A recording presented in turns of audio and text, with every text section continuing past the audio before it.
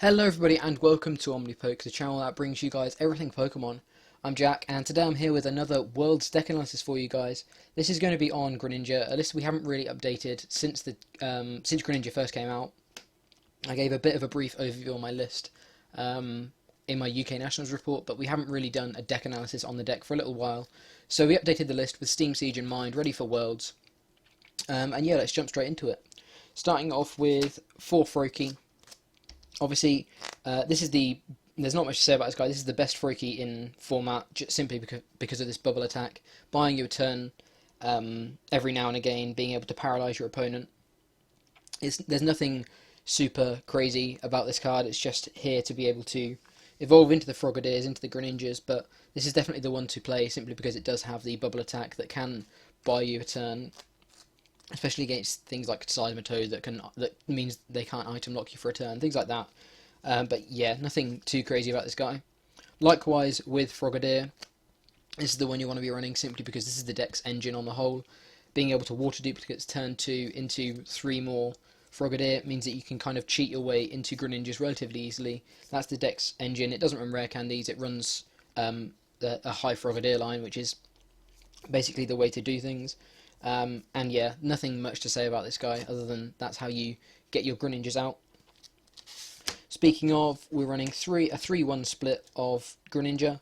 It used to be a 2-2 split, I believe, in our old list. I could be wrong, but I think it was. The 3-1 split just kind of gives us so much more flexibility. Ultimately, the Breakpoint Greninja is more useful than the XY Greninja. I'll talk about the XY Greninja quickly first. That extra 30 damage per turn from Water Shuriken means that you can sort of push for knockouts on the X's, things like that. Really useful against things like Joltik that obviously Night Mites are going to be super popular, and if they can't find their Fury Belts, they may not want to play Joltiks down, but if they have to, this can take prizes on Joltiks without using the Greninja Breaks ability or your attack for the turn. Obviously, like I say, helping you push for knockouts on big EX is really, really useful. One retreat is kind of a pain. It kind of means that you always want to be break evolving your Breakpoint Greninjas rather than your XY Greninja. But yeah, just sort of, we have one in here just for flexibility for an extra 30 damage as and when we need it. Can push us into being able to get a knockout a turn early, things like that as well. Of course, the other Greninja, Breakpoint Greninja, another incredibly flexible card. Shadow Stitching, blocking your own opponent's abilities, really, really good for anything. Well, just a really, really useful attack for when you're not getting the knockout with Moonlight Slash. Either way, you may as well just go with Shadow Stitching to block your opponent's abilities. Blocks things like rogue decks that you may not have thought about, but then of course blocks things like Shaman from coming into play, drawing your opponent cards, things like that. You know what Ability Lock is all about, and that's what Shadow Stitching is really, really good for. Really, really good for the mirror as well. That's kind of how you win the mirror. It's just a case of Shadow Stitching your opponent for as long as possible. There are a couple of new things to think about in the mirror, but Shadow Stitching is obviously a super useful attack. And then Moonlight Slash, obviously helping you recover your energy, putting energy back into your hand, ready for your break damage later on. But then being able to push for knockouts is really, really nice as well. Being able to adapt your damage as well means that you can do there's a lot of different numbers you can hit on different turns, especially with the 30 from Greninja and then multiple 60s from the breaks, and then the fact you can do 60 or 80 with Moonlight Slash, things like that. And there's a lot of numbers you can hit. It's kind of a numbers deck, but it's really, really useful to be able to sort of vary your damage. And then obviously Free Retreat means that this is the one that we also want to be break evolving, simply because if you break evolve Greninja, you can use his ability only if it's in the active. You can use multiple abilities if you can get 2 into the active in a turn. So if you start with one and then Free Retreat into another, you can use 2 Giant Water Shurikens in a turn. So yeah, that's why having Free Retreat is really, really useful. Onto the break itself, I kind of jumped into the break as we were talking about Greninja. But this is what the deck's all about, being able to do an extra 60 per turn by discarding an energy from the hand. Really, really useful. You can get your energy back from Moonlight Slash, or we're running a pretty high energy count anyway to be able to always have access to it. 170 HP for one prize is really, really difficult, especially with healing that we have in here as well. Meaning that if they can't knock you out in one turn, sometimes they won't be able to knock you out in 2 if the numbers aren't quite right for them. Obviously with the Free Retreat you can move that around as well, meaning that they may have to take prizes on multiple different targets instead. And yeah, just having the access to do this extra 60 per turn per Greninja break that you can get into the active, provided you have the energy, is just really useful. Lets you knock out evolution Pokemon really early, knock out things like Night Marches that are definitely going to be seen at Worlds really early if they can't find their Fury Belts, even if they can sometimes, being able to sort of combo that with Shadow Stitching, things like that. And then being able to do extra damage to be able to knock out EXs is obviously super important as well. So yeah, Greninja Break, definitely one of the most, I think, one of the strongest cards in the format at the moment. And yeah, it's just a really good break evolution. Finally, for the Pokemon, we've got 2 Jirachi. Obviously Jirachi in here for Stardust, helping with matchups that are very heavily special energy based. Night Match is the first one that comes to mind. Basically, this is one of the winning points, or one of the win conditions that you have against Night March, being able to cycle between Jirachis, being able to cycle between Jirachi and doing damage with break evolutions, taking multiple prizes in a turn. That's kind of how you win the prize race against Night March. Anything else that runs a heavy special energy, Vespival is probably going to be quite a popular deck just because of its consistency. Well, most of the time it's consistency. So being able to Stardust off their energy, if you can find this guy before the Vileplume lock comes up, means that they can really struggle finding their energy if they perhaps don't draw into it because they can't access a lot of their deck. Can help sometimes. It's not ideal for the deck, but anything like that, anything that runs a heavy special energy count, that's where Jirachi's really going to shine. And yeah, it also means that they have that it's kind of a wall. It means they have to get around Jirachi a lot of the time if they can't quite find other ways of being able to deal with Jirachi. Obviously, things like Ranger will get through Jirachi as well, but definitely still a really useful card, and one to keep in mind when you're playing against this deck as well. Know that they probably will have 2 Jirachi in here. Moving on to the trainers, we're starting with, obviously, 4 Sycamore. Not much to say about Sycamore other than super consistent. I would imagine will still be the best supporter we have going into the Sun and Moon format that's going to come up in the next few months. But we may see something new. But yeah, Sycamore, really useful. N, a new inclusion from Fates Collide. Obviously, we're moving into Steam Siege now, but N is really good from Fates Collide. It means that the deck really has comeback potential. You can put your opponent to 1 card and then get a lot of cards for yourself. Obviously, you've got the disruption from N, as that we've always had. But then it's really good in the early game as well, just being able to not discard your resources that you don't want to discard, things like break evolutions or energy early that you don't really want to discard too early. It means that you can shuffle them back into the deck and still get yourself a fair amount of cards. More often than not, you're also going to lose the first prize, simply because Frogadier is more than likely going to go down pretty early. So you are often going to be drawing more cards than your opponent with N as well. So there's the disruption factor as well. Also, because you can retain your energy with Greninja's Moonlight Slash, it means that you can end yourself into a low hand and still get the energy back for break evolutions, or giant water shurikens and water shurikens next turn. So even if you don't draw into energy, you still have access to energy most of the time as well. So N is just a really useful card for this deck. Used to run things like Ace Trainer, but I think N is pretty much preferred over all of the other shuffle draw we've got at the moment in the format. We've got 1 Lysander. Trevenant, I think, is going to be a really popular deck, just because Night March is going to be popular, and therefore being able to get around Trevenant Lock. We don't run Hex in here because obviously it disrupts ourselves a lot of the time.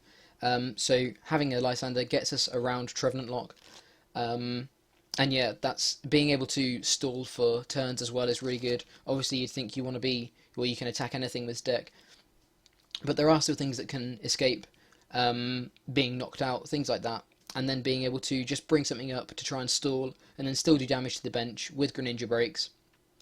It just means that we have that versatility in the deck, which is really nice. We are on 1 Fisherman. Not much to say about the deck, not much to say about the card, just being able to get our energy back. Nothing super crazy, no super crazy combos, just getting 4 energy back into the hand and being able to always have access to Greninja Break's ability is really good. Xerosic, really good against things like Night March that run Fury Belt for a start, meaning that you can place the damage and then Xerosic off the tools, so Fury Belt, they lose the plus 40 HP and you can still take a prize, things like that. Means that you can get around Garbodor Lock as well. We don't run any other kind of tool disruption, so this is our primary way of getting around Garbodor Lock, unless we can take out the Trebushes before they can get the Garbodor out, but more often than not, they're kind of going to have the Garbodor at the same time. So this is our way around the Garbodor as well. And then being able to, it's another energy disruption card as well. If it needs to be in that kind of matchup, if your opponent's running a heavy special energy deck and you can't find your Jirachis, you still do have access to Zerosic as well. So yeah, definitely a really, really versatile card. Finally, from Steam Siege, we do indeed have one Pokemon Ranger. Pokemon Ranger, like a Hex Maniac, but for attacks. Really, really useful against things that want to item lock you for a start. The deck is pretty heavily item based. There's quite a few cards we can see here that aren't item based, but there are quite a few items, and the deck's whole draw engine kind of is based off of items other than Sycamore and N. All the Pokemon Searches items, things like that. So we want to be able to get out of item lock if we can. Also, really, really good for the Greninja Mirror, and definitely something to keep in mind if you are playing the Greninja Mirror. It blocks Shadow Stitching, so you can, if your opponent Shadow Stitches you, you can then play Ranger and still have access to your abilities for the turn, which is one of the biggest ways that you can kind of swing that matchup, especially if you can get your abilities for a key turn where you can take 1 or 2 knockouts maybe, or maybe a knockout on an important Pokemon of theirs. So yeah, definitely a really, really useful card.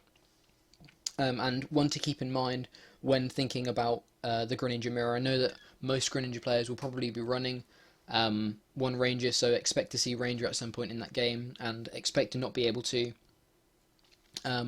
use your...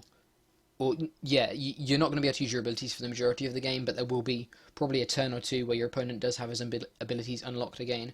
So definitely a really, really useful thing to think about, and can kind of affect your decision making regarding healing, because we run Rough Season here as well. It could potentially affect your decisions when healing about whether your opponent's going to use their abilities use their range next turn, so they have their abilities, things like that.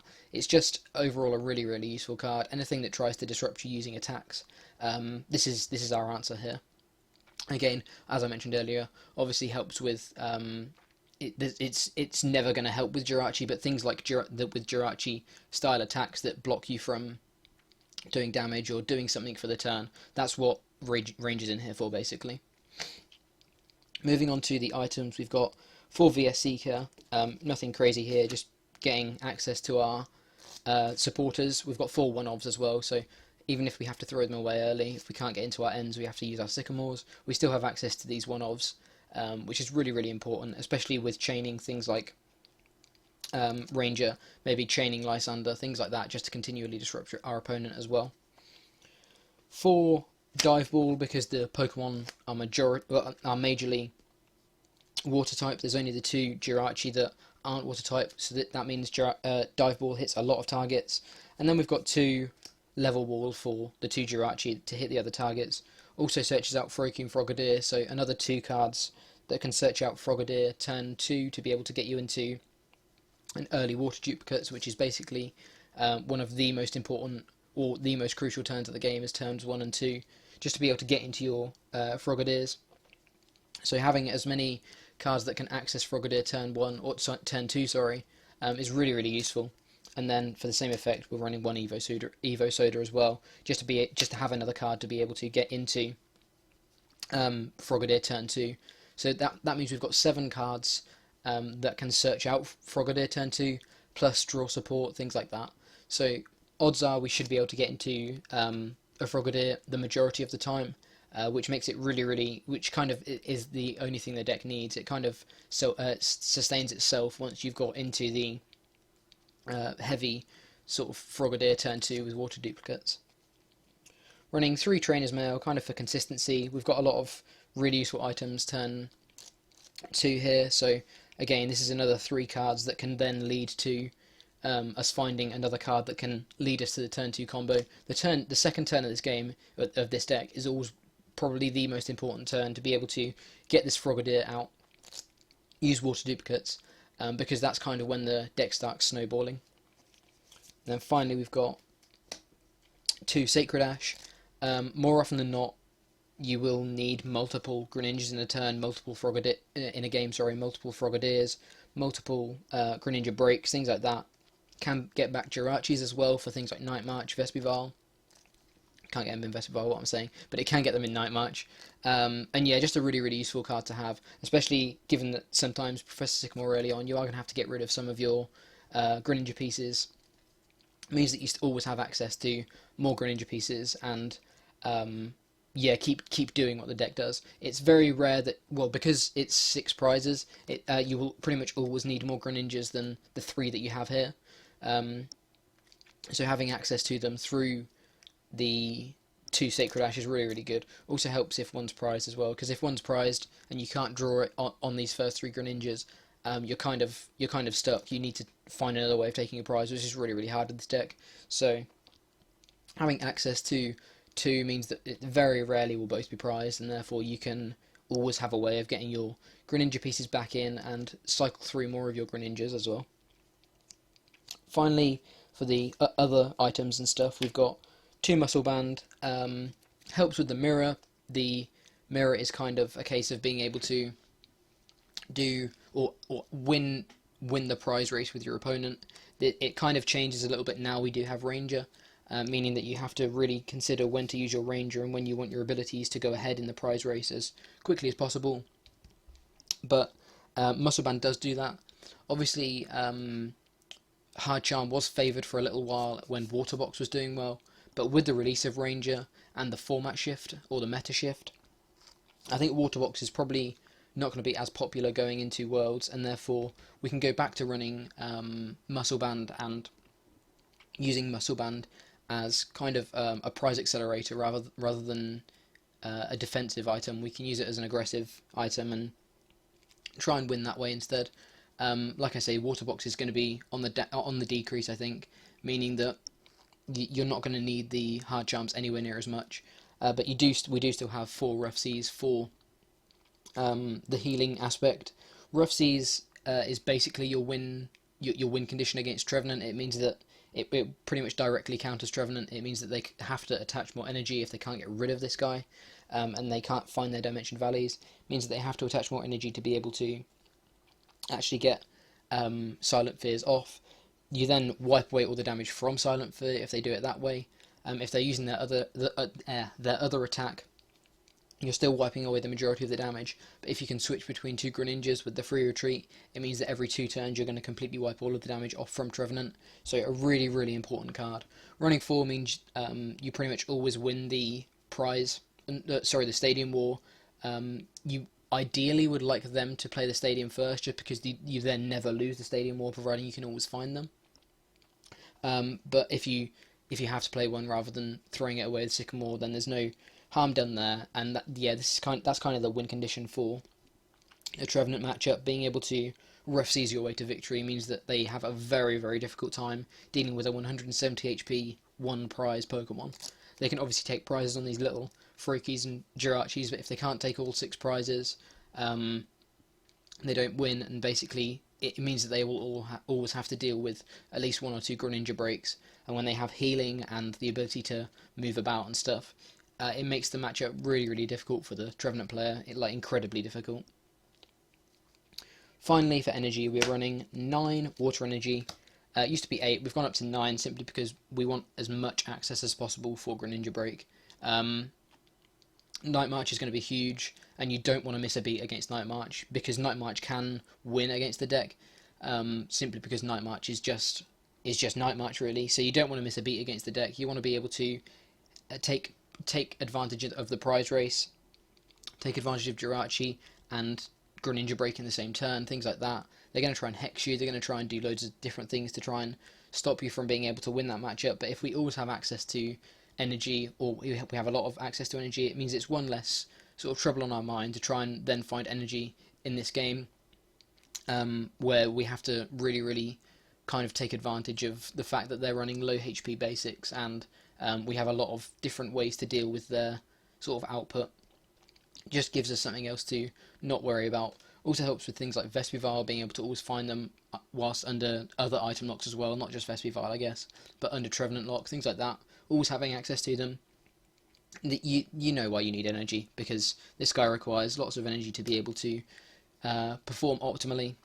But yeah, that's pretty much the deck. I think, like I said, going into Worlds, I think Greninja's in a really, really good place. It's a format, or it's a metagame that's quite similar to the metagame that we had going into UK Nationals. I played this for UK Nationals, a very, very similar list. Obviously we didn't have N, and we didn't have Ranger back then, but the list was pretty similar. I think there's 4 or 5 changes, including the N, things like that. So the list is very similar. It's a list that I think I'm pretty confident in. Me and Joe have sort of ironed it out a little bit, and after looking at all of the threats that we think are going to be seen at Worlds, I think this could still do pretty well at Worlds. Like I say, it quite enjoys a format or a metagame that we're going into, the metagame that we're going into leading into Worlds, and I think it's poised to do quite well. And there will be people playing it, so even if you don't want to play it yourself, getting a little bit of testing against the deck is never a bad thing, especially with a deck that I think has a pretty positive Night March matchup. We have a lot of things to deal with Night March, and that's one of the most important things I think going into this year's Worlds, because Night March is going to be popular no matter what. But yeah, thank you very much for watching. If you have any questions about the list, ask me or let us know in the comments. Either me or Joe will reply as and when we see them. Would there be any changes you would make to the list? Obviously there's a couple of counts that may be slightly different in your guys' minds, but yeah, make sure you get down in the discussion below, excuse me, and yeah, if there's any changes you make, if there's anything that you like, you don't like, anything that we perhaps haven't thought about, let us know in the comments. We'll be sure to reply to you. And yeah, thank you very much for watching. I've been Jack from Omnipoke, and I will see you all in another video.